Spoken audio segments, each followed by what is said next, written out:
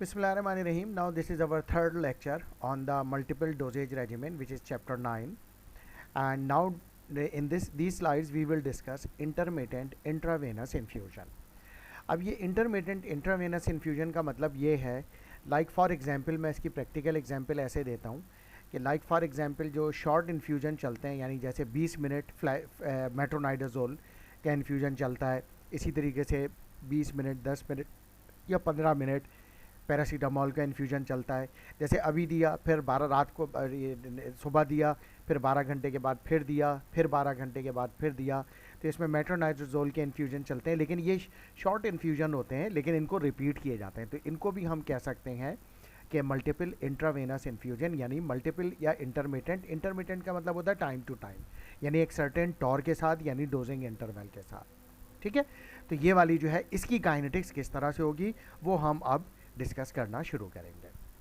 Now intermittent IV infusion is a method of successive short IV drug infusion. जैसे मैंने बताया short infusion होते हैं in which the drug is given by IV infusion for a short period of time. वो short period of time 5 minute हो सकता है, 10 minute हो सकता है, 15 मिनट हो सकता है, आधा घंटा हो सकता है, फॉलोड बाय ड्रग। फिर जब वो बंद हो जाएगा फिर हम छोड़ देंगे, फिर हम 12 घंटे के बाद फिर रिपीट करेंगे, फिर इसी तरीके से वो 15 मिनट 20 मिनट या 30 मिनट जो भी उसका इन्फ्यूजन टाइम है वो चलेगा, फिर बंद हो जाएगा। उसके बीच में होगा ड्रग, चूँकि आईवी से हम दे चुके हैं तो बॉडी में जा चुकी है, तो वो बॉडी में डिस्ट्रीब्यूट हो गई है और अपना इफेक्ट भी प्रोड्यूस कर रही है और साथ में एलिमिनेशन भी हो रही है। तो वो शॉर्ट पीरियड ऑफ टाइम हमने इन्फ्यूज़ किया, followed by drug elimination period, then followed by another short IV infusion, यानी वही जो एक टाइम पीरियड के बाद फिर एक और शॉर्ट आईवी इन्फ्यूजन देंगे। अब वो हो सकता है हर 8 घंटे के बाद हो, हर 12 घंटे के बाद हो, हर 24 घंटे के बाद हो, जो कि ड्रग टू ड्रग वेरी करता है।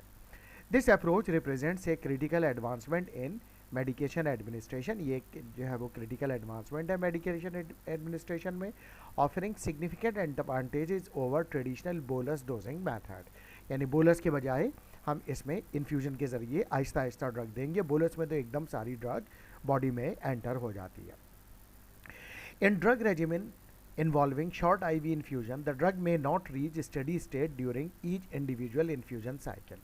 तो इसमें जो स्टेडी स्टेट होगा, क्योंकि वो बंद हो जाता है एक सर्टेन पीरियड के बाद, तो ये ऐसा नहीं होगा कि ड्यूरिंग जब इन्फ्यूजन चल रहा है तो उस वक्त स्टेडी स्टेट अचीव हो जाए।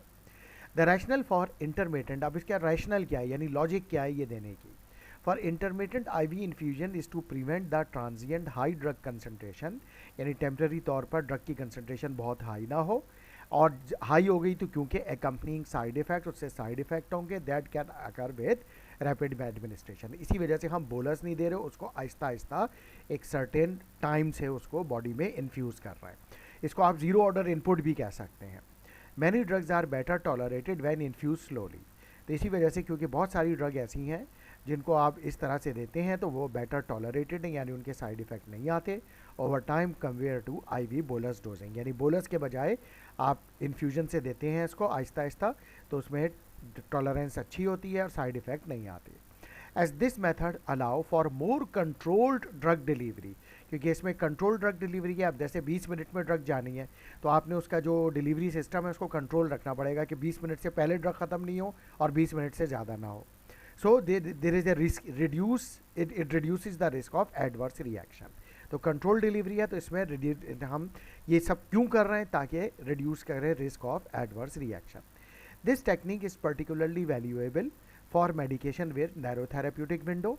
ये टेक्निक बहुत ज़्यादा यूज़फुल है किन ड्रग्स के लिए, आईवी इन्फ्यूजन इस तरह से देना, शॉर्ट आईवी इन्फ्यूजन, और फिर उसको रिपीट करना एक सर्टेन टाइम पीरियड के, वो ड्रग्स जिनका थेरेप्यूटिक विंडो नैरो होता है। इसके अलावा and those that cause significant side effects when administer too rapidly, और वो ड्रग्स जिनको अगर रैपिडली आप दे दें यानी बोलस फॉर्म में दे दें तो फिर वो सिग्निफिकेंट साइड इफेक्ट प्रोड्यूस करती हैं, तो फिर उनको इस तरह से देना ज़्यादा बेहतर होता है, यानी शॉर्ट आईवी इन्फ्यूजन में। प्लाज्मा कंसंट्रेशन प्रोफाइल, ये टाइम हो गया। अब ये देखें, ये माइक्रोग्राम पर एमएल, तो आपने स्टार्ट किया इन्फ्यूजन, ये ड्रग की कंसंट्रेशन बढ़ती गई, पीक पे गई, फिर ये अब टाइम रुक गया, फिर यही 12 घंटे के बाद आपने रिपीट की, फिर ये ऊपर गई, फिर ये नीचे गई, फिर यहाँ से एक और शुरू करेंगे 24 घंटे के बाद, या जैसे इसमें हर 10 घंटे के बाद रिपीट हो रही है। ठीक है, तो ये 10वें घंटे पे आपने रिपीट की तो ये कंसंट्रेशन वापस ऊपर गई, फिर ये एलिमिनेशन हो रही है, फिर यहाँ पे 20वें घंटे पे एक और इन्फ्यूजन लगाएंगे, फिर ये ऊपर जाएगा, फिर नीचे जाएगा। तो ये ड्रग की कंसंट्रेशन इसके दरमियान रहेगी, यानी ये कंसंट्रेशन इतनी ऊपर नहीं चली जाएगी कि इससे कोई साइड इफ़ेक्ट या टॉक्सिसिटी कॉज हो। The graph illustrates the characteristic plasma drug concentration pattern during intermittent IV infusion. ये ग्राफ जो है IV infusion के पैटर्न को रिप्रेजेंट कर रहा है। ड्यूरिंग ईच इन्फ्यूजन पीरियड, यानी हर इन्फ्यूजन में पीरियड में क्या हो रहा है, drug concentration rise, drug concentration बढ़ रही है एज द मेडिकेशन एडमिनिस्टर्ड। उसके बाद जब वो मेडिकेशन पीक तक पहुंच जाती है, उसके बाद हमने इन्फ्यूजन रोक दिया या ख़त्म हो गया वो, प्लाज्मा कंसंट्रेशन डिक्लाइन, फिर ये प्लाज्मा कंसंट्रेशन डिक्लाइन हो रही है according to first order elimination kinetics as the drug is metabolized and eliminated from the body in most of the cases by first order kinetics. This cyclical pattern, यानी ये ऊपर जाना फिर नीचे आना, फिर ऊपर जाना फिर नीचे आना, फिर ऊपर जाना फिर नीचे आना, यहाँ तक कि जब तक सारी डोजेज कंप्लीट ना हो जाए। तो ये साइक्लिकल यानी साइक्लिक पैटर्न जो है of rise and fall creates a therapeutic window that maintain the drug efficacy while minimizing toxicity.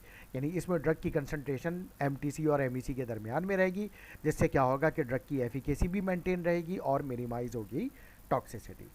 The peak occur at the end of each infusion period, ये जो पीक होगा ये इन्फ्यूजन जब ख़त्म हो रहा होगा उस वक्त आएगा। वाइल द ट्रफ रिप्रेजेंट्स, यानी ट्रफ यानी lower concentration represents the just before the next infusion begin, यानी जब नेक्स्ट इन्फ्यूजन बिगिन होने वाला है उस वक्त ये ट्रफ कंसंट्रेशन होगी। Understanding this concentration time profile is essential for optimizing dosing regimen. तो इसकी अंडरस्टैंडिंग हमारे लिए एज ए फार्मासिस्ट बहुत इंपॉर्टेंट है, ताकि हम ऑप्टिमम डोजिंग रेजिमेन मालूम कर सकें कि हर कितने घंटे के बाद हमें कितनी डोज देनी है, to ensure therapeutic drug level, ताकि ड्रग लेवल भी थेरेप्यूटिक रहे, मेंटेन रहे throughout the treatment period. Now what is mathematical framework for IV infusion? Continuous infusion equation. The foundation equation describes drug concentration for constant infusion, establishing the baseline for understanding the intermittent dosing pattern. तो इसकी एक basic equation होगी, ठीक है, continuous infusion की। Modified infusion equation adapted to determine drug concentration after 1 और मोर IV infusion, ठीक है। तो यानी ये कि ये बेस लाइन के तौर पर, यानी पहली डोज के बाद इसको कंसिडर किया जाएगा। उसके बाद फिर जब आप रिपीट करेंगे short IV infusion time period के बाद अकॉर्डिंग टू द सिचुएशन, यानी कंटिन्यूस फेज में इन्फ्यूजन रेट को, तो फिर ये मॉडिफाइड इन्फ्यूजन इक्वेशन जो है वो अप्लाई होगी। पोस्ट इन्फ्यूजन एलिमिनेशन, उसके बाद क्या होगा, यानी जब इन्फ्यूजन कंप्लीट हो गया तो फिर क्या होगा। आफ्टर इन्फ्यूजन स्टॉप, यानी इन्फ्यूजन मुकम्मल हो गया।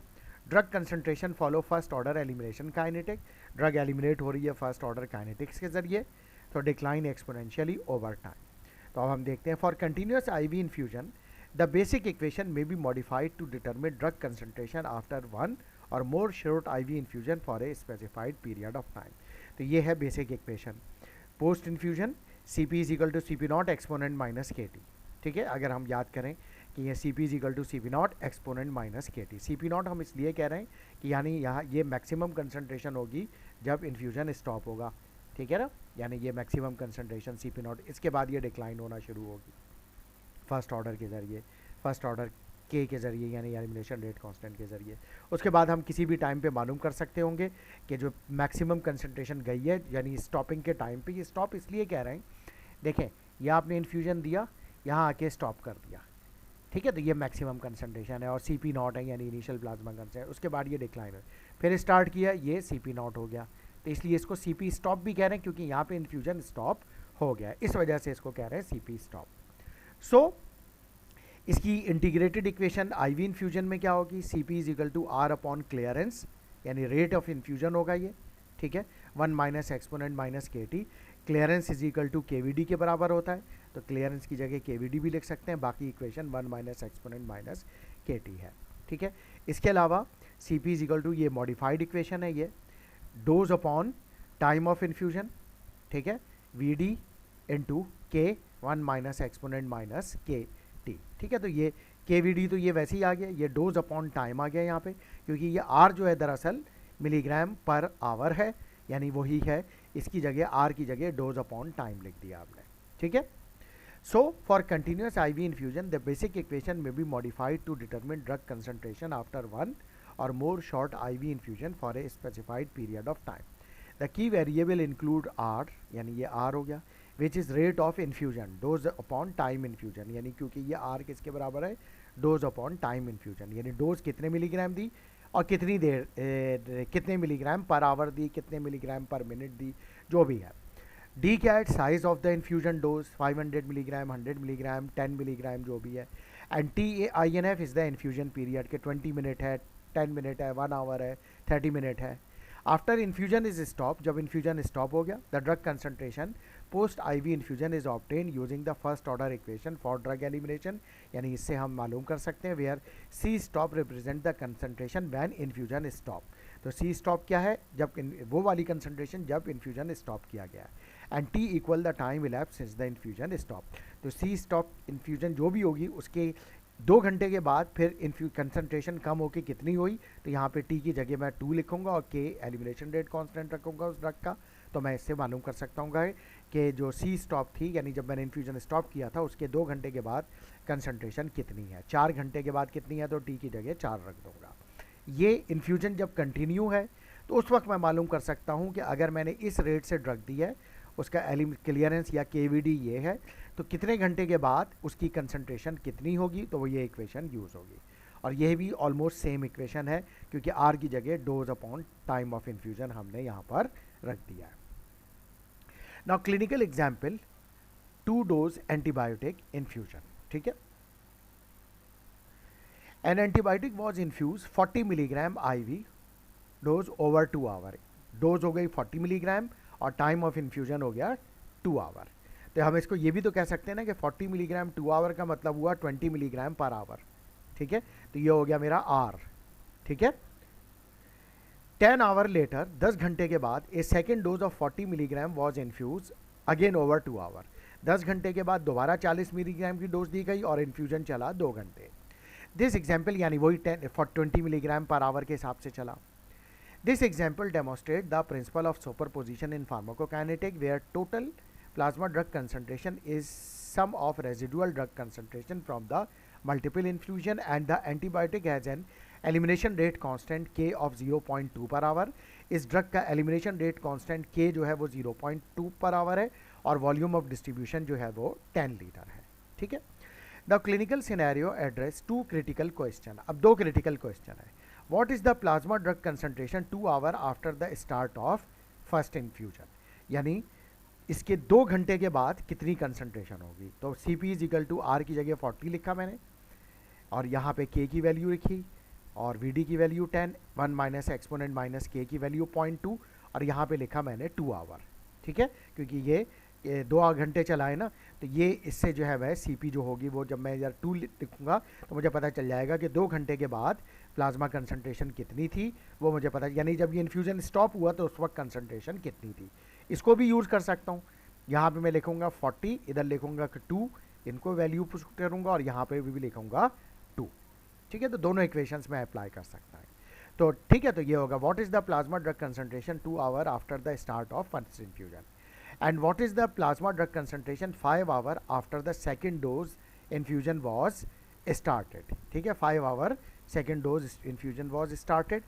तो वो उसके लिए मैं ये इक्वेशन यूज़ कर सकता हूँ, ये भी कर सकता हूँ, ये भी कर सकता हूँ, दोनों से मालूम कर सकता हूँ.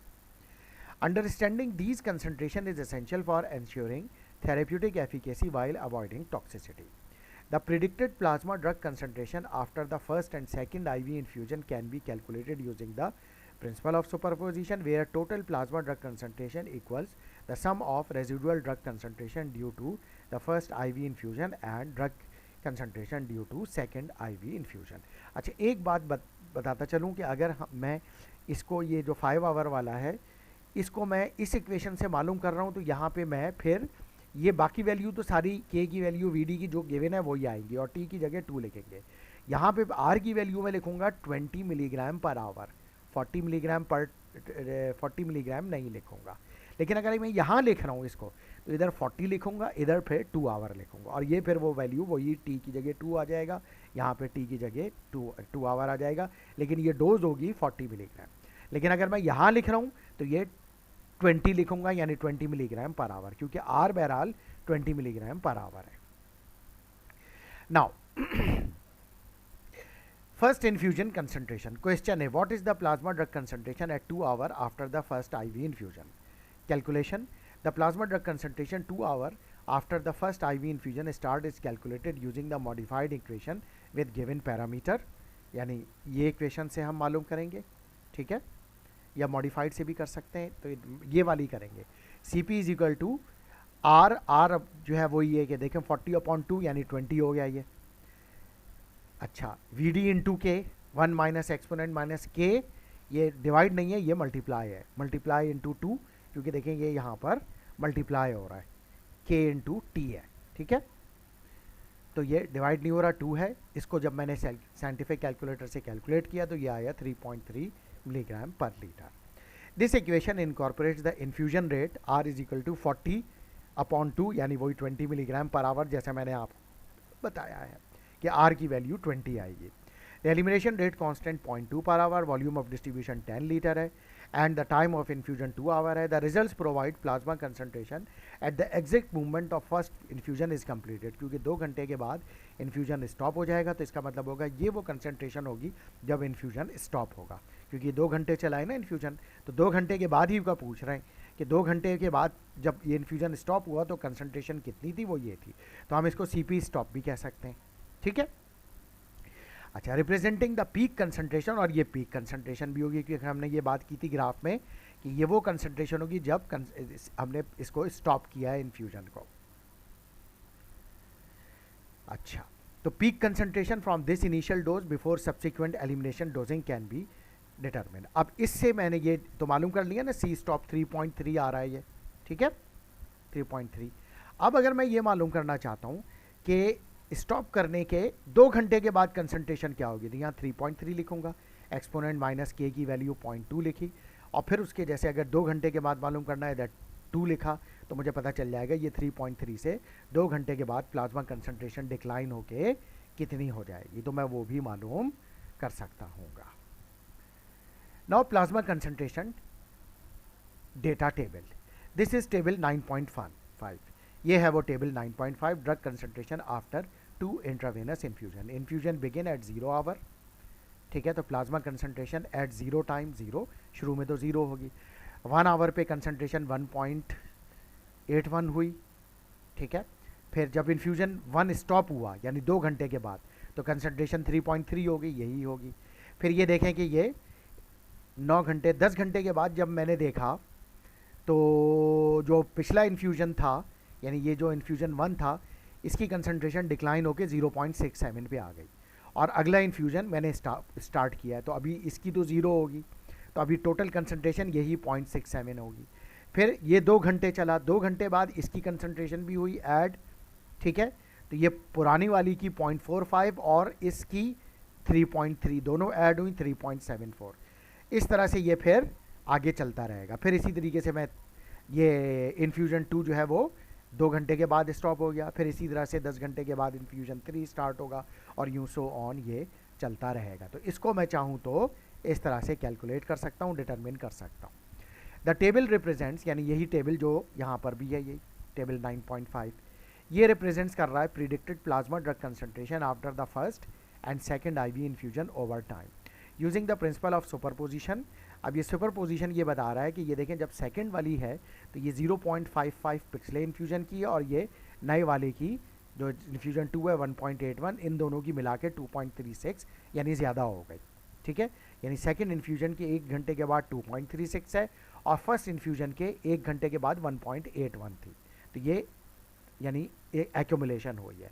और फर्स्ट इन्फ्यूजन जब स्टॉप हुआ तो उस वक्त 3.3 थी कंसंट्रेशन, लेकिन जब सेकंड इन्फ्यूजन स्टॉप हुआ तो पिछले फर्स्ट इन्फ्यूजन की 0.45 बची हुई थी और सेकंड इन्फ्यूजन की 3.3 थी, तो दोनों की मिला के 3.7 हो गई, यानी प्रिंसिपल ऑफ सुपरपोजिशन यहाँ पर यूँ इस तरह से ये अप्लाई हो रहा है, ठीक है।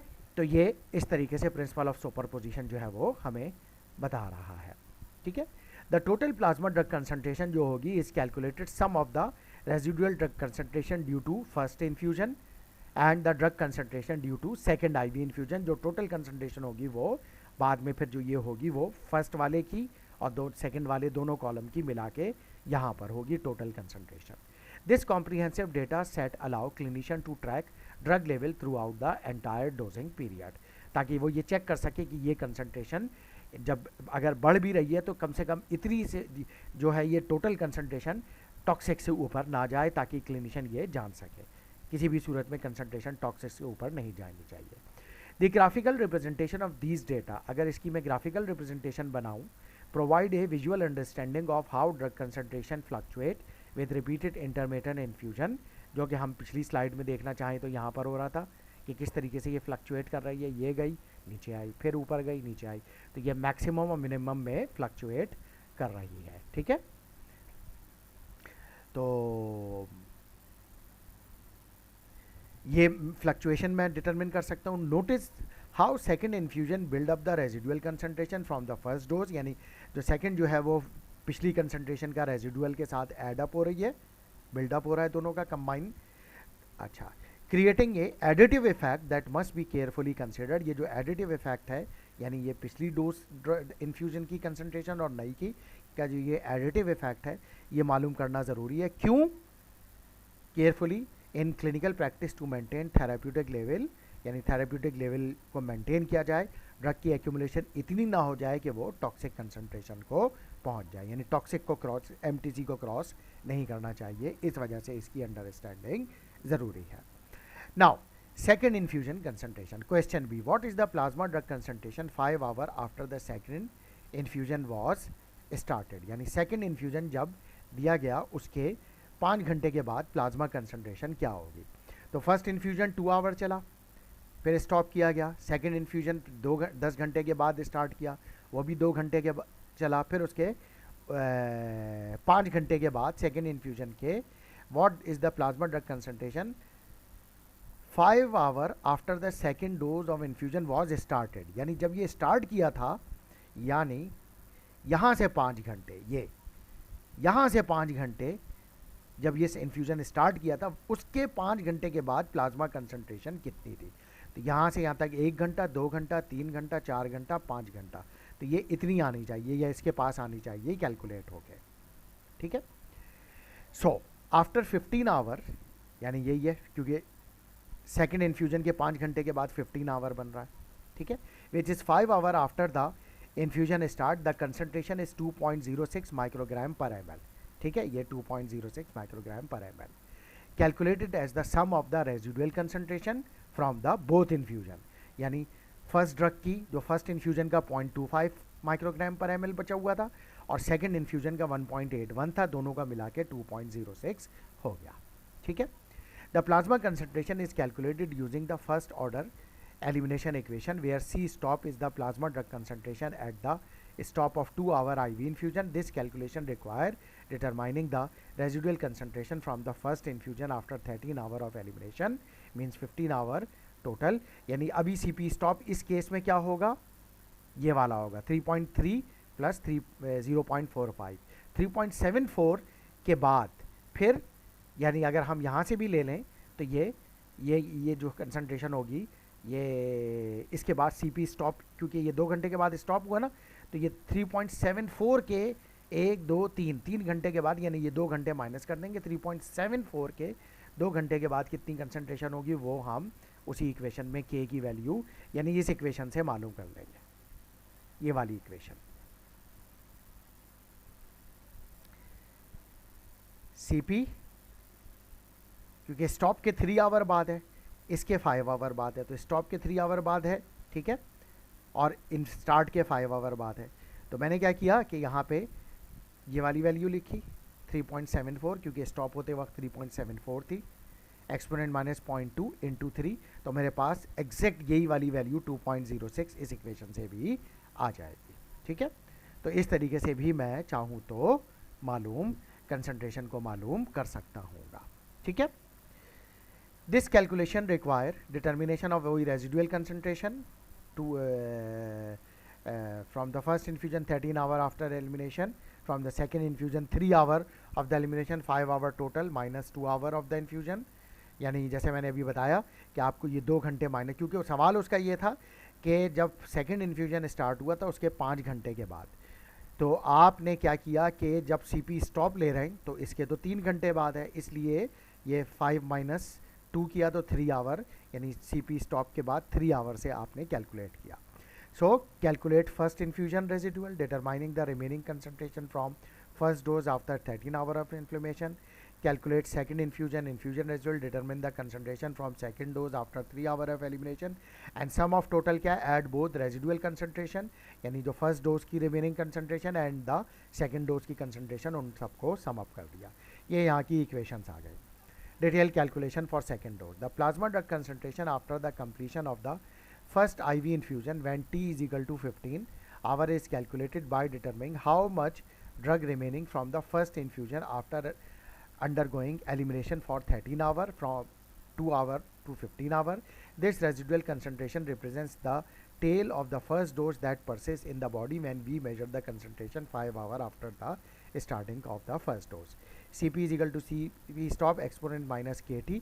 ये अभी पहले तो ये मालूम कर रहे हैं कि फर्स्ट डोज के 15 घंटे के बाद कंसंट्रेशन कितनी बची, फर्स्ट डोज की कंसंट्रेशन कितनी बची 15 घंटे के बाद.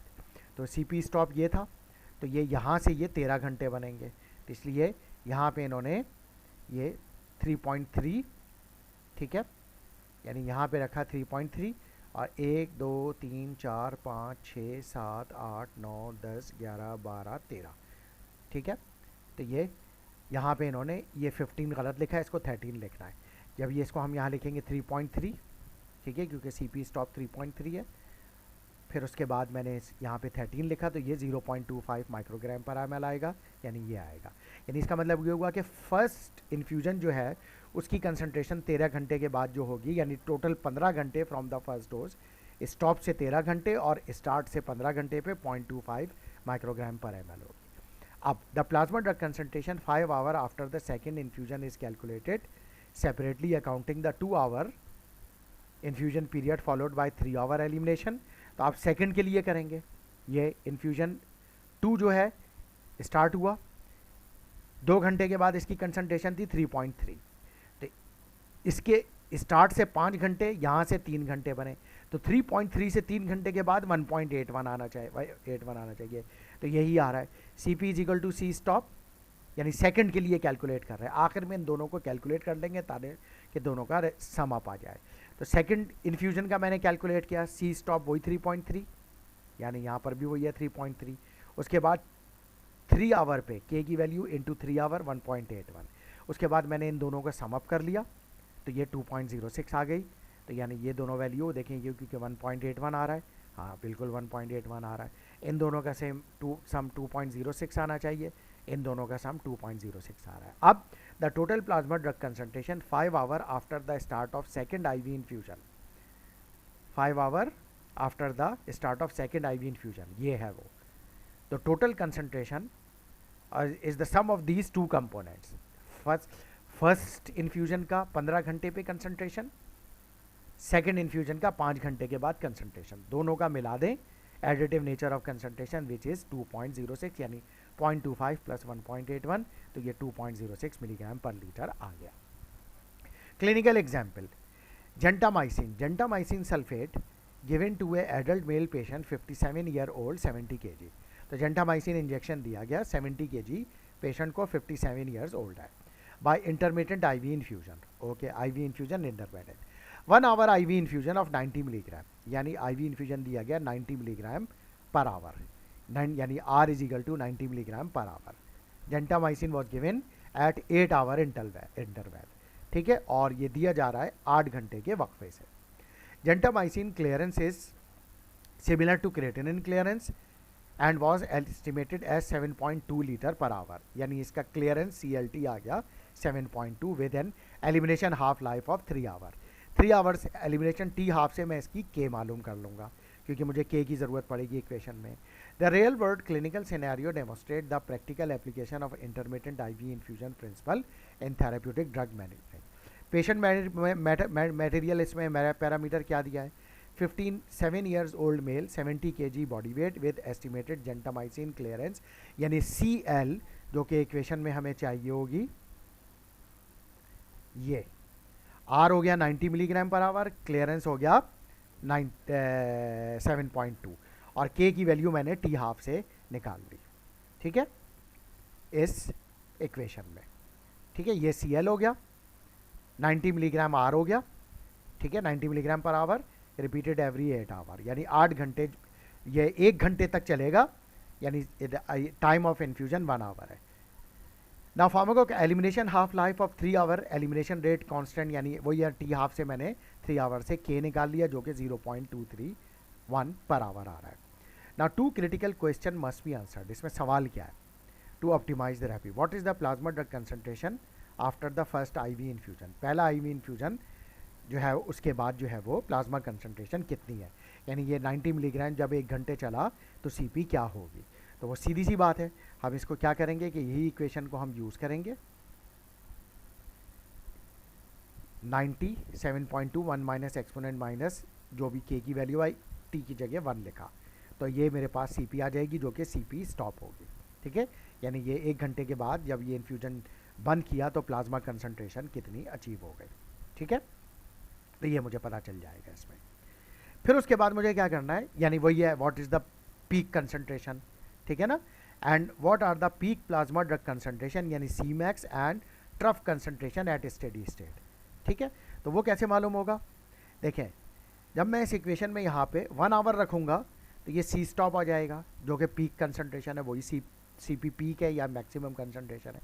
8 घंटे के बाद जो होगा वो ये अगला, यानी 7 आवर के बाद अगला, यानी टोटल 8 घंटे हुए ना, 7 पहला, यानी अगर टोटल पहले इन्फ्यूजन टाइम भी लगा लें तो उससे हर 8 घंटे के बाद है। तो यहाँ पे अगर मैंने रखा 7, यानी सी पी स्टॉप रखा, यहाँ पे 7 रखा, यानी वही जो भी आया सी पी स्टॉप 7 रखा, ठीक है।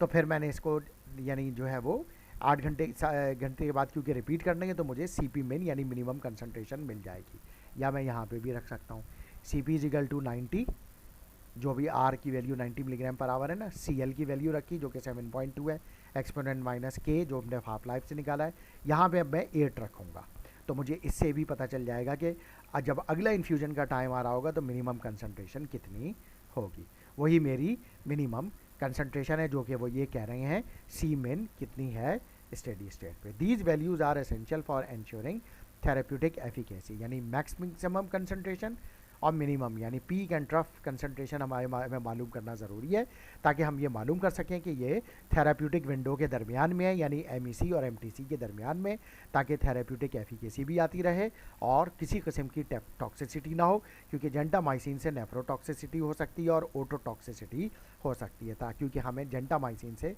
हम चाहते हैं कि ना नेफ्रोटॉक्सिसिटी हो और ना ओटोटॉक्सिसिटी हो। ये कैलकुलेशन आ गई इसी ड्रग की, जेंटामाइसिन की। First infusion concentration, the plasma drug concentration directly after the first infusion is calculated, वही R हो गया 90 मिलीग्राम पर आवर, क्लियरेंस हो गया 7.2 पर लीटर, K हमने निकाल लिया हाफ लाइफ से, infusion time 1 hour, CP is equal to R upon CL 1 minus exponent minus K into T यानी 1 आवर जब बंद किया हमने तो उस वक्त मैक्सिमम कंसनट्रेशन आ गई मेरे पास 2.58 मिलीग्राम पर लीटर, ठीक है।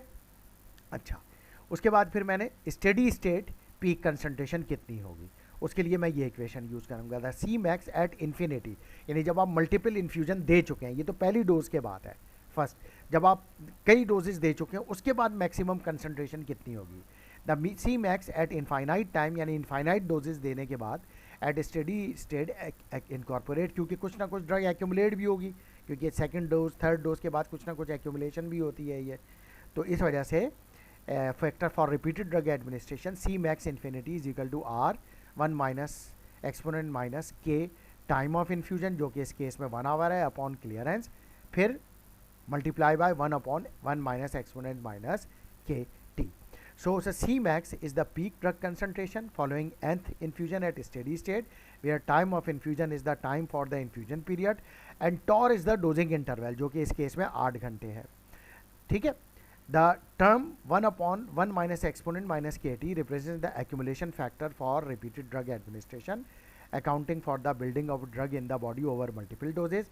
इस इक्वेशन में वैल्यूज पुट की, C max infinity R की जगह 90, 1 minus exponent minus 0.231 into 1 time of infusion 1 hour है ना, वो रखा, क्लियरेंस 7.2, 1/1 माइनस एक्सपोनेंट माइनस 0.231, और ये जो टी होगा ये दरअसल डोजिंग इंटरवल होगा 8, और ये मैक्सिमम कंसनट्रेशन जो सम अप होके आएगी यानी सेकेंड जो पिछली डोजेस के साथ वो 3.06 मिलीग्राम पर लीटर तक जाएगी। अगर ये एमटीसी से नीचे है तो कोई मसला नहीं है, एमटीसी से ज़्यादा है तो प्रॉब्लम है। इसी तरीके से सी मिन भी, मिनिमम कंसनट्रेशन भी निकाल सकता हूँ मैं। The plasma concentration which is C P infinity at any time point, maximum minimum नहीं, एट एनी टाइम पॉइंट अगर मुझे मालूम करना हो after the last infusion and when steady state is obtain, यानी स्टेडी स्टेट आ चुका है, ठीक है। Assuming the plasma drug concentration decline according to first order elimination kinetics, assumption ये है कि ड्रग फर्स्ट ऑर्डर से एलिमिनेट हो रही है। The trough plasma drug concentration and C min at steady state, अच्छा अगर किसी भी टाइम पे प्लाज्मा कंसनट्रेशन मालूम करनी है तो ये इक्वेशन होगी, C P is equal to R 1 minus exponent minus K into time of infusion divided by clearance into 1 upon exponent minus K T into exponent minus K T. यहाँ T जो होगा, जैसे मुझे ये तो 8 आवर हो जाएगा, ये 1 आवर हो जाएगा, बाकी वे यही यानी इसमें जो वैल्यू है ये वैल्यू तो एज इट इज़ आएंगी, ठीक है।